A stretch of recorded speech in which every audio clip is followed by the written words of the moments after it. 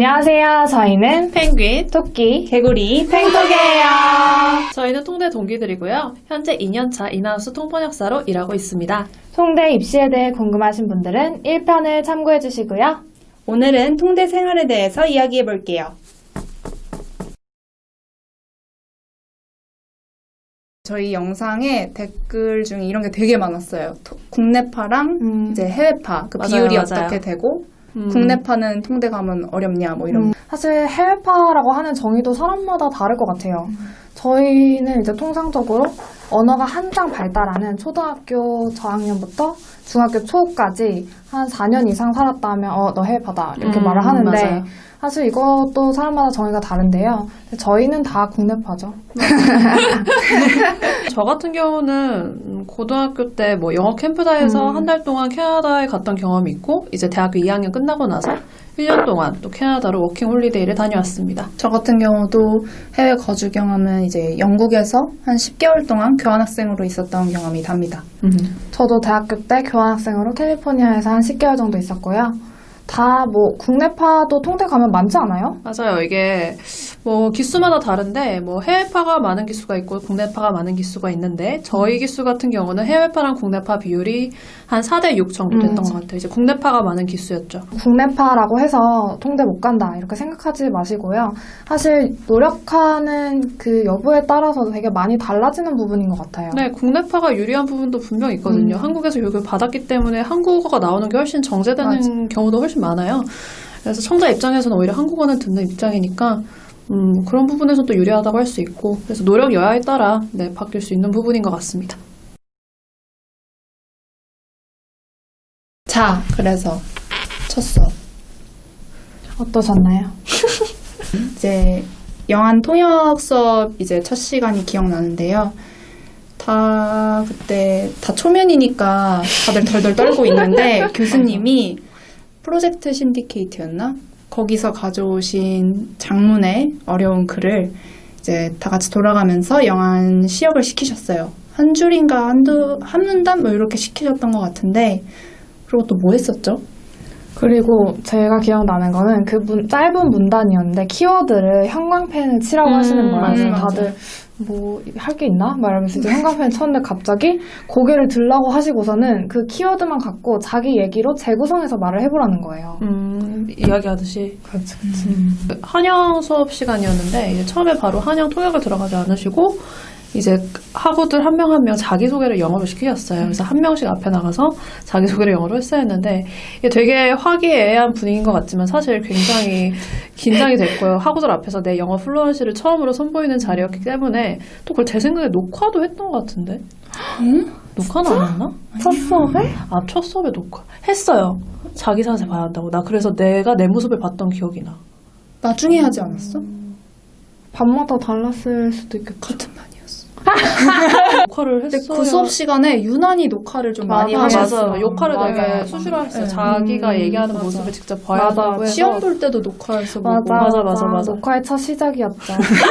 지금도 네 엔드라이브 가보면 네. 아직도 녹화 영상이 다 남아 있습니다. 그러니까 첫 수업 끝나고 굉장히 충격을 받아서 이제 학우들이랑 다 추운 날 이제 건물 앞에 나와서 우리 망했다 다 같이 한탄을 하면서 갑자기 스터디를 엄청나게 잡기 시작했는데 그때 그렇게 해서는 안 됐을 것 같고 스터디는 차근차근 이제 수업이 진행되면서 나랑 맞는 스터디 파트너를 찾아 나가시면 좋을 것 같습니다. 중앙대학교는 일단 반이 나뉘죠. 맞아요. 중대는 이제 매 학기마다 교수님들이 반을 3개로 나눠주시는데요. 이제 반이 나뉘어지면은 그 반에 맞게 통역이랑 번역 수업 시간표를 짜서 주십니다. 저희가 짤 필요가 없고요. 이제 그렇게 되면은 같은 반 사람들이랑 한 학기 내내 같은 수업을 계속 들으면서 고등학교처럼 그렇게 다니게 맞아요. 됩니다. 이게 장점과 단점이 있는데 생각에 장점이 훨씬 컸던 것 같아요. 일단 한 학기 내내 같은 반 사람들끼리 이제 시간표에 따라서 고등학생처럼 같이 수업을 듣기 때문에 빨리 친해질 수 있고 이제 시간표가 같다 보니까 거의 스터디 파트너도 같은 반 안에서 구하게 돼요. 그러면 이제 수업 끝나고 저녁에 스터디까지 하면서 거의 야자까지 같이 하는 느낌으로 그래서 빨리 친해져서 좀 더 이렇게 으쌰으쌰 힘을 내서 같이 공부를 할 수 있었던 것 같습니다. 한 번에 한 10명에서 12명 정도 되고요. 저희가 정원이 한 30명 초반대? 네, 였어요. 33명? 네, 그 정도 되니까 이제 그걸 셋으로 나눠서 정해주시고 1학년 1학기 같은 경우엔 저희가 이미 이제 학교에 왔을 때 반이 이미 짜져 있는 상태였는데 그 이후로는 교수님이 뭐 내가 부득이하게 이 시간대는 수업을 들을 수 없다든지 아니면 뭐 또 다른 이런저런 이유로 어떤 반을 특별히 원한다 이렇게 말씀을 드리면 감안을 하셔서 반을 짜주셨습니다. 맞아요. 이게 반을 나누는 이유가 여러 가지가 있겠지만 같은 사람들과 오래 공부를 하다 보면은 표현도 되게 겹치고 스타일도 맞아. 겹치고 맞아. 그래서 비슷한 통역이 나온다고 해요. 그래서 이제 다양한 사람들이랑 같이 공부하면서 그런 표현과 스타일을 다양하게 해보라는 뜻이 있는 것 같고요.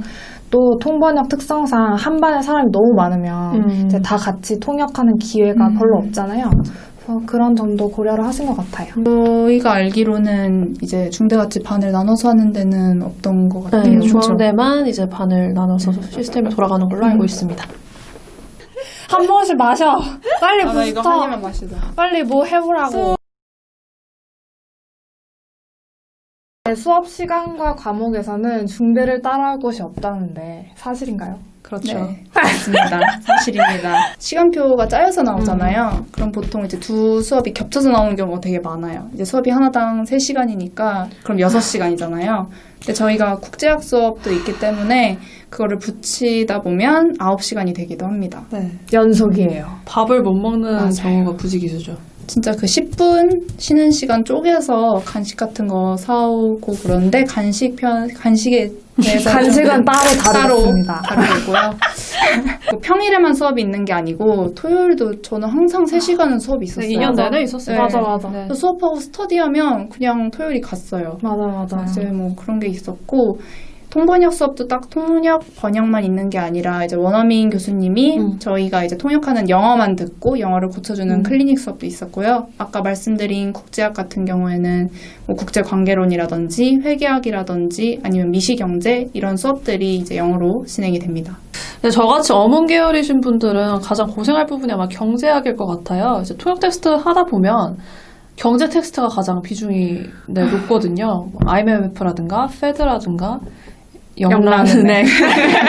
공부의 영란. 네, 그래서 막 이게 금리 얘기 나오고 막 거기에 대한 뭐 실업률 이런 얘기 쏟아지다 보면 경제학 배경 지식이 없으면 이게 대체 영어로 들어도 뭔 말이야 할 때가 정말 많았어요. 제일 많이 보는 책이 경제기사 300문 300단이라는 책, 이만큼 두께 되는 책이 있거든요. 그걸 추천을 해주시는데 그게 1, 2, 3, 4, 5장이 있는데 아직 1장도 다 못 읽었어요. 그 정도만 읽어도 상당히 도움이 됐어요. 그게 가장 기본이었기 때문에 맞아요.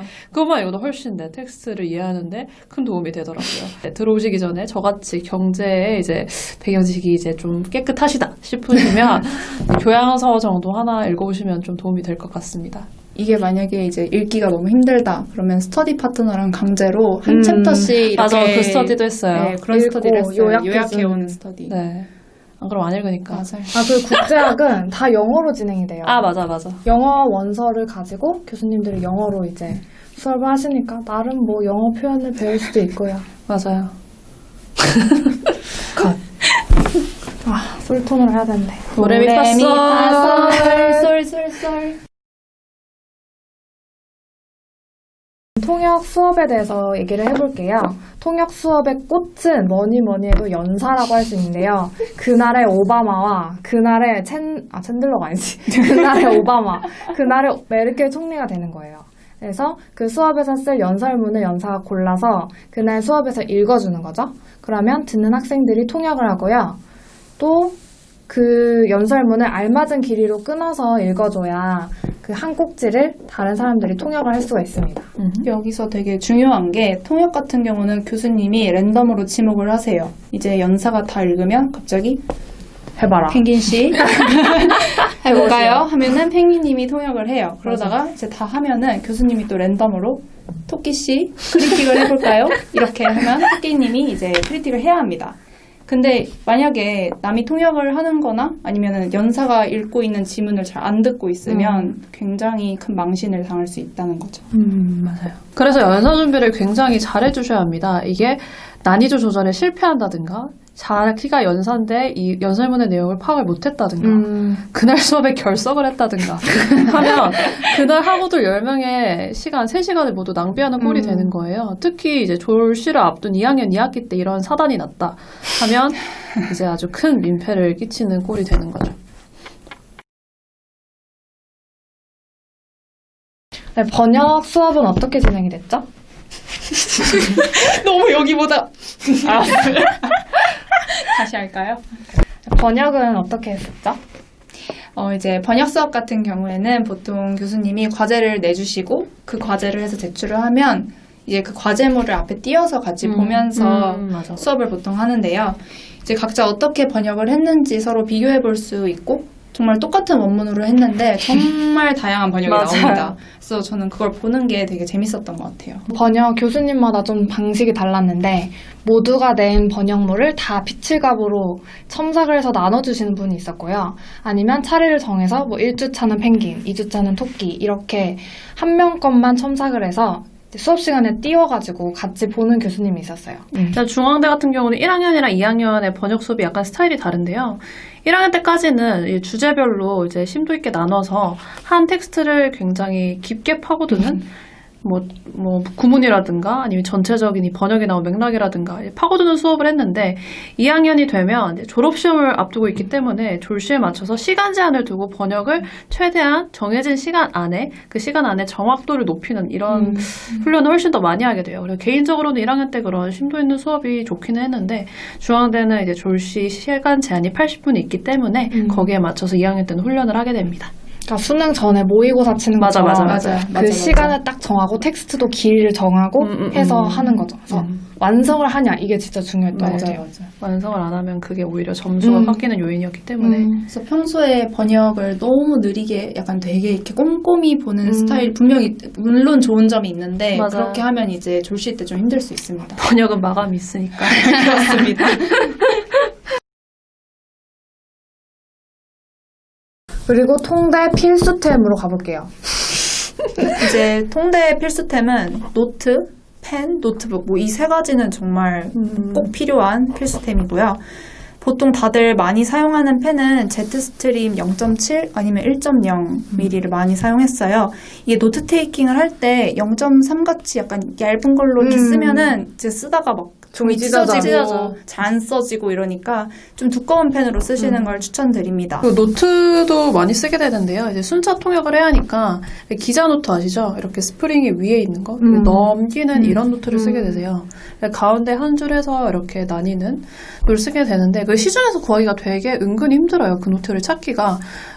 저 같은 경우는 이제 인터넷에서 찾아서 수학 문제풀이 노트가 딱 그렇게 수학 공책. 맞아. 네, 노트 비싸잖아요. 근데 수학 문제풀이 노트는 갱지로 돼가지고 이제 되게 양도 많고 이랬어서 연습용으로는 그걸 대량으로 사서 쓰기도 했고 통대 이제 재학생분 중에 실제로 노트 사업을 하시는 분도 있어요. 워낙 구하기 힘드니까 맞아.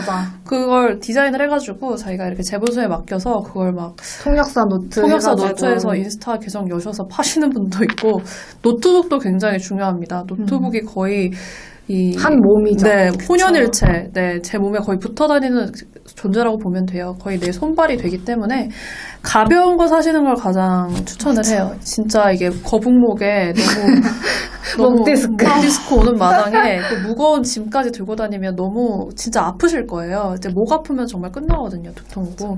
그래서 노트북은 좀 돈을 들이시더라도 무조건 뭐 그램이라든가 좀 사이즈 작은 거 있잖아요.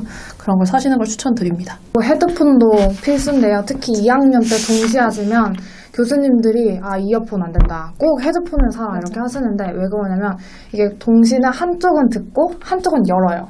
그래서 내 목소리를 이제 연쪽으로 듣는 건데 만약에 원문이 너무 어려우면은 더 듣고 싶잖아요. 그러면 이제 한쪽을 반만 막는 거예요. 여기는 완전 막고 완전 막고 여기는 반만 막아요. 그래서 이제 어려울수록 이게 점점 내려가는 거예요.